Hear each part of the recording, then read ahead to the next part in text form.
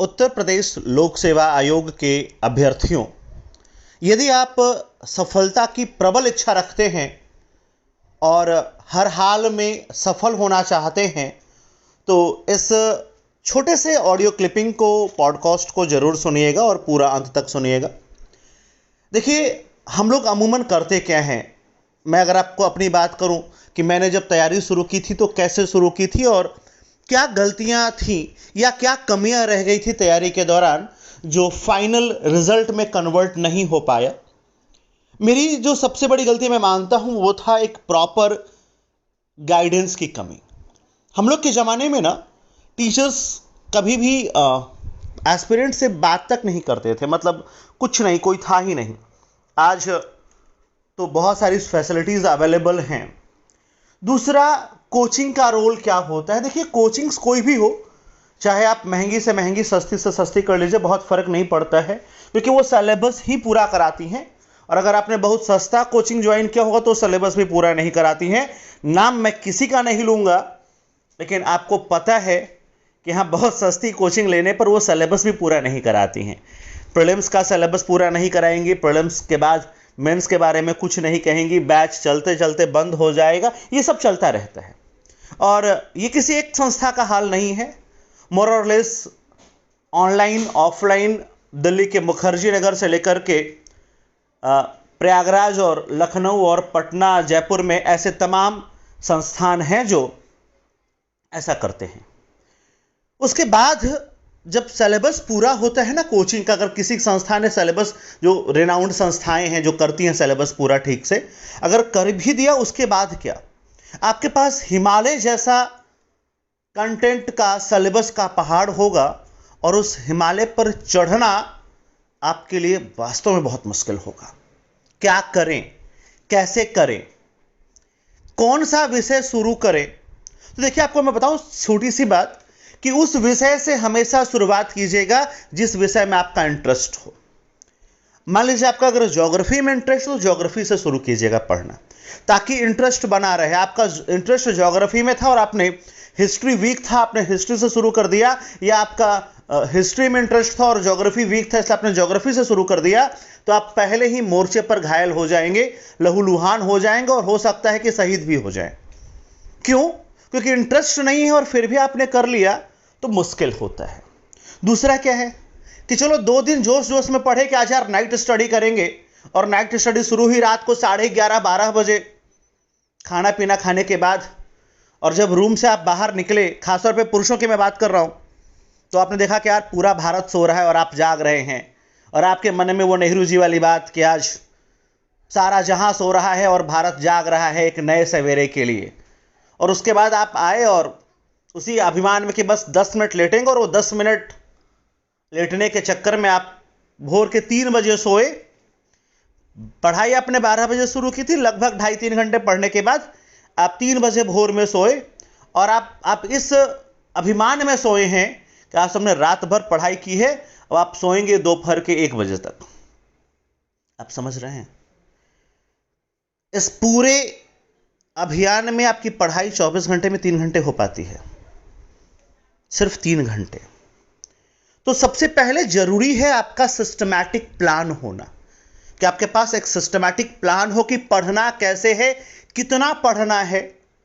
और इसीलिए जो मैं मेंटरशिप को मैंने डिज़ाइन किया, उसमें मैंने पहले 1-1 दिन का मैं होमवर्क दे रहा था।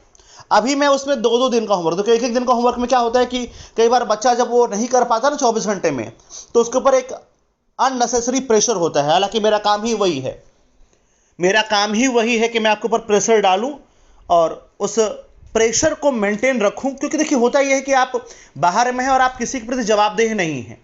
मम्मी पापा कितनी बार पूछेंगे, हाँ पापा पढ़ रहे हैं, हाँ पढ़ रहे हैं, और तैयारी, हाँ तैयारी बढ़िया चल रही है।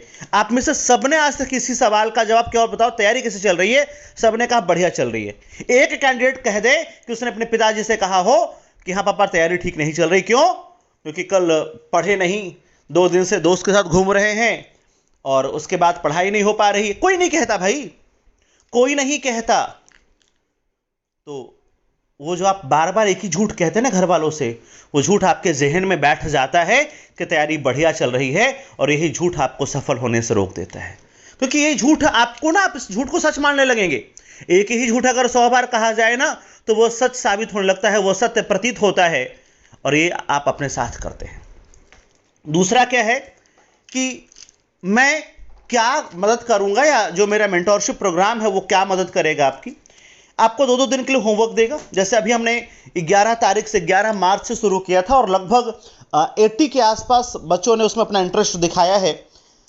80 के आसपास बच्चे हैं उसमें, और उनका मैंने एंशिएंट पूरा ख़त्म करा दिया। ये रिकॉर्डिंग वो बच्चे भी सुन रहे हैं या सुनेंगे, जो, क्योंकि मैं पब्लिक प्लेटफॉर्म पे इसको पोस्ट करूंगा, जो बच्चे ऑलरेडी हैं मेंटोरशिप में, सबके लिए एंशिएंट ख़त्म करा दिया। अगले 2 दिन में उनका मिडाइवल ख़त्म हो जाएगा।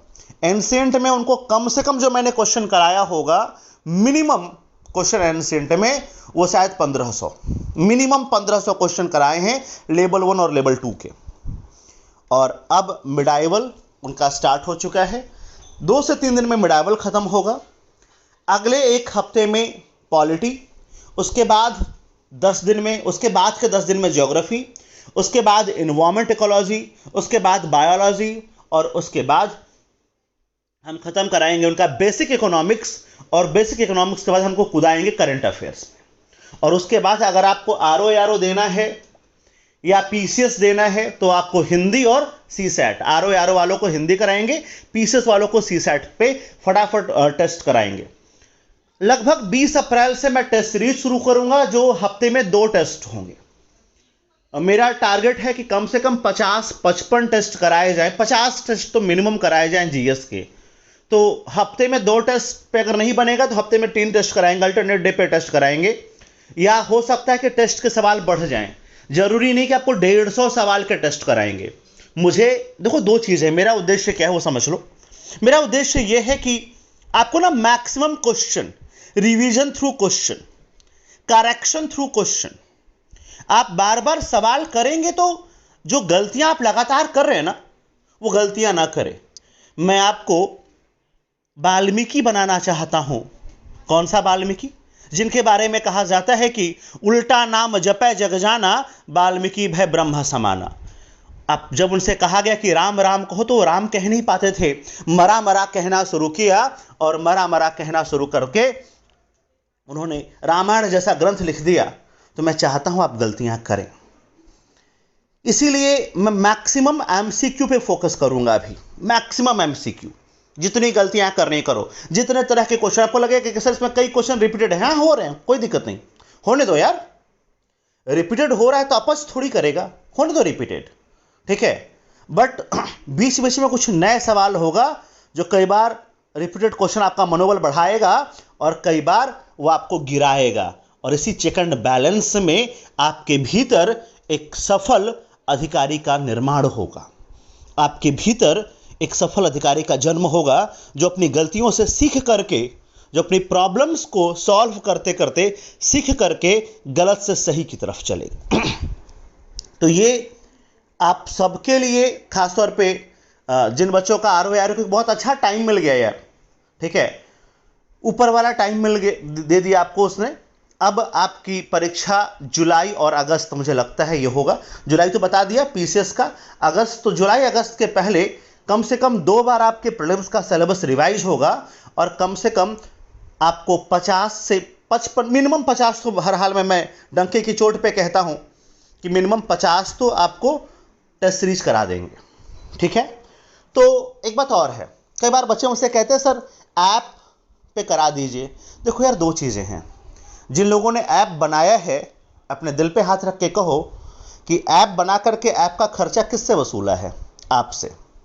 और ऐप बन जाने के बाद आप उन तक पहुंच पाते हैं? कोई भी आज जो एडुटेक कंपनियां हैं आपके प्रॉब्लम्स को रिजॉल्व कर पाती हैं क्या? क्या कोई ऐसा रास्ता है जिससे आप उन तक पहुंच पाए अपनी प्रॉब्लम्स? मैं तो पढ़ा रहा हूं, लगभग सब में पढ़ाता हूं मैं तो। समस्या यही आती है कि बच्चों के सुनने वाला कोई नहीं है। ये मेरा नंबर आप सबके पास होगा और आप मुझे सीधे कॉल करेंगे तो मैं आपकी सुनूंगा। दूसरा, जब आरओ की हम बात करें, और आरओ की फ़ी को लेकर के थोड़ा सा इशू था कि सर फ़ी कितनी होगी आरओ की, तो मैंने महिलाओं की फ़ीस नहीं बढ़ाई थी, पुरुषों की फ़ीस बढ़ाई थी। तो पुरुषों ने कहा सर हम लोग भी थोड़ी सी जुल्म हो गया। हालांकि जुल्म नहीं था ये, भारतीय संविधान मुझे ऐसा सकारात्मक विभेद करने की आज्ञा देता है, पर मुझे लगता है कि ठीक है, ये सकारात्मक विभेद ठीक नहीं है। तो महिलाओं और पुरुषों के लिए वही पुरानी वाली फ़ी रहेगी, 999 जो RO के लिए चल रही थी, ये आपके टिल एग्ज़ाम तक वैलिड होगा।